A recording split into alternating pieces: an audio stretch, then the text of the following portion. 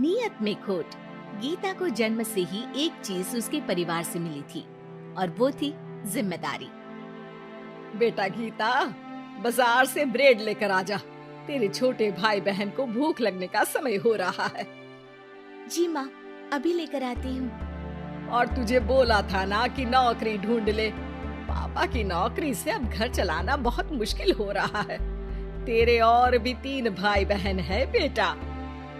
माँ, मैं गई तो थी एक फैक्ट्री में, लेकिन उन लोगों ने कहा कि मेरी उम्र कम है। ओहो, तो किसी और दुकान में देख ले या फिर कपड़े सिल लिया कर। लेकिन अब बेटा।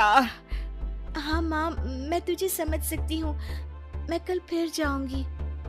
बेटा देख ले, पिता भी बुजुर्ग हो चले हैं। मैं कभी कभी सोचती हूँ कि 4 घर का काम पकड़ लूं, लेकिन ये समाज। गीता माँ को गले लगाकर वहाँ से चली जाती है। धीरे धीरे वक्त गुजरता है और गीता के पिता से भी काम नहीं हो पाता है। अरे गीता की माँ, अब काम करते हुए हाथ कांपते हैं। किसी भी बच्चे की शादी नहीं हुई है। चिंता होती है, पता नहीं घर कैसे चलेगा। तभी पास की मौसी उन लोगों के घर आती है। अरे गीता की माँ, चिंता ना करो, तुम लोगों की परेशानी का हल है मेरे पास। आओ बहन, क्या हल है? कोई खजाना मिल गया क्या? अरे खजाना ही समझो। गीता की शादी के लिए एक लड़का है। लड़का अच्छी नौकरी करता है, अपने 2 मकान है और शादी के बाद वो तुम लोगों का ख्याल भी रखेगा। ऐसा क्या देख लिया गीता में उसने जो इतना सब करने को तैयार है? अरे भाई साहब, अब आप लोगों से क्या छुपाना। लड़के की पहली बीवी का स्वर्गवास हो चुका है और 2 छोटे बच्चे भी हैं। अरे क्या बोल रही हो मौसी? नहीं नहीं, मैं ऐसी जगह अपनी गीता की शादी नहीं करूंगी। हाँ, मैं भी गीता को किसी ऐसे घर में नहीं भेजूंगा जहाँ 2 बच्चे पहले ही हो। देखो, गीता मेरी भी बेटी जैसी ही है। अरे लड़का बहुत ही शरीफ है, हो सकता है उसके भाग्य में गीता हो। वो याद नहीं, बच्चे इतने छोटे हैं कि असली माँ और सौतेली माँ में फर्क भी नहीं समझेंगे। अरे लेकिन गीता ही क्यों? क्योंकि गीता को मैं जानती हूँ, कोई दूसरी लड़की उन बच्चों का जीवन खराब कर देगी। काफी मनाने के बाद और हालात को देखते हुए गीता की शादी गणेश के साथ हो जाती है। गीता, मैं ऑफिस जा रहा हूँ, तुम्हें कुछ चाहिए तो मैं ले आऊंगा। मुझे कुछ पैसे दे दीजिए, मैं घर जाना चाहती हूँ। अरे लेकिन बच्चे। आप बच्चों की चिंता मत करिए, वो भी नानी का घर देख लेंगे। गणेश को गीता की बात अच्छी लगती है। वो उसे पैसे देकर ऑफिस चला जाता है। गीता दोनों बच्चों को लेकर माँ के पास जाती है। अरे मेरे नाती और नातिन, कितने प्यारे बच्चे हैं गीता। हाँ माँ, ये तो दोनों बच्चे मेरे ही हैं। चलो जाओ, अपने मामा और मौसी के साथ खेलो। फिर क्या था, गणेश के बच्चों को ननिहाल और गीता को अपने घर को पालने के लिए गणेश का सहारा बन जाता है। माँ, ये पैसे ले ले, इनसे तू घर की टूटी छत बनवा लेना और राशन डाल लेना। और हाँ, मैं ना ये कपड़े भाई बहनों के लिए लाई हूँ।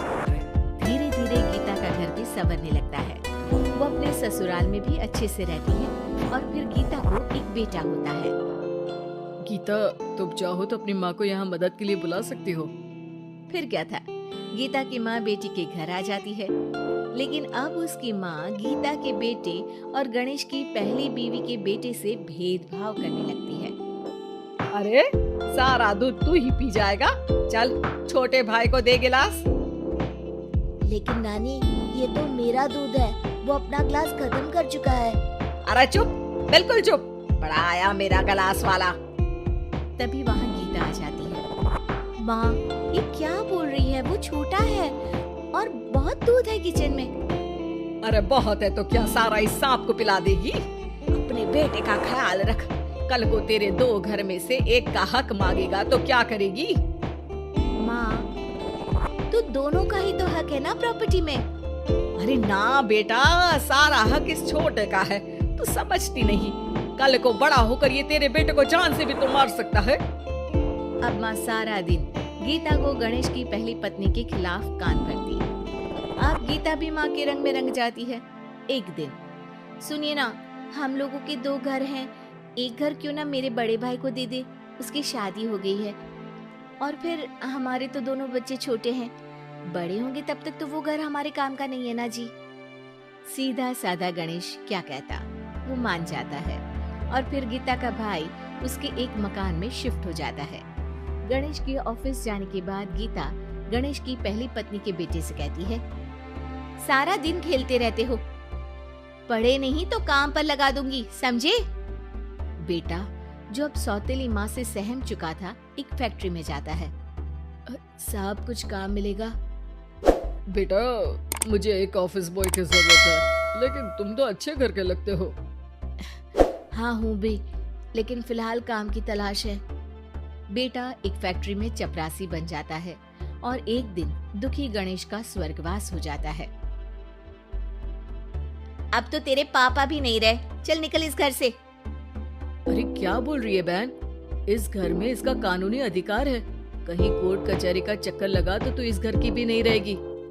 अरे तो अब क्या करूं? बस तू अब इसकी शादी कर, इसकी बीवी को खूब सताना कि ये खुद ही बीवी को लेकर घर छोड़ दे। गीता को भाई की बात जंच जाती है, लेकिन कहते हैं ना कि पाप का घड़ा तो भरता ही है। बेटी की शादी के बाद उसकी बीवी सास से भी 4 कदम आगे निकलती है। ए, क्या सारा दिन सोती रहती है, कोई काम नहीं है क्या? चल निकल इस घर से और अपने पति को भी लेती जा। हाँ हाँ तो चली जाती हूँ, वैसे भी ससुर जी के 2 मकान हैं, तो एक तो हमारा ही है, बस अब तो आप हमें अलग ही कर दो। आय हाय, कल की आई छोकरी, मकान दे दूं?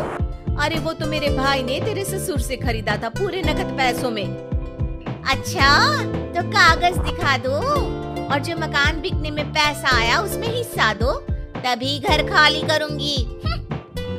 सास का पारा 7वें आसमान में चढ़ जाता है, लेकिन करती भी तो क्या, ना तो उसके पास कागज थे और ना ही पैसे। और हाँ सासू माँ, वो मेरी शादी में जो भर भर के जेवर पहने थे ना आपने, वो भी इनकी असली माँ के हैं, उन जेवर पर भी मेरा अधिकार है।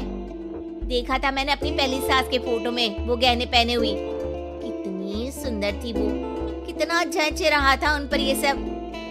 सास तो बहू की बात सुनकर दंग रह जाती है। हे भगवान, ये तो बहुत ही तेज है, इससे पंगा लूंगी तो ना घर की रहूंगी ना गहनों की, और पैसे भी हाथ से चले गए। अब क्या था, गीता को सालों बाद उसका तोड़ मिल जाता है।